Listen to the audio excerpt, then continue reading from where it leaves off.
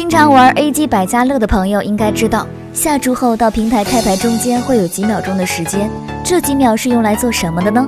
当然是用来作弊。A 级游戏视频里面荷官所使用的扑克牌几乎都是假的电子牌。首先后台收集到所有玩家的下注数据，然后计算出开什么平台利益最大化，把开什么牌的指令发送控制电子牌，电子牌就会按照指令开出结果。所以想开几点就开几点。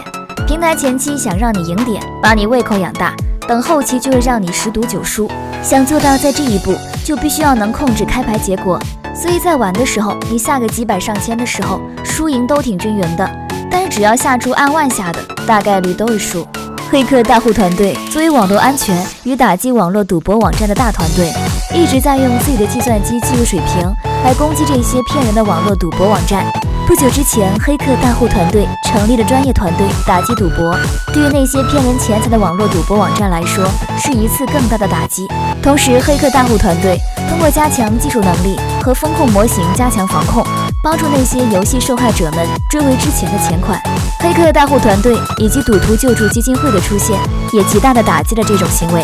数以千计的网站在黑客大户团队的攻击之下，把流水账单成功转换，将赌徒们受害的钱返还到自己的账户里，为许许多多的受害者们找到了解决的方法。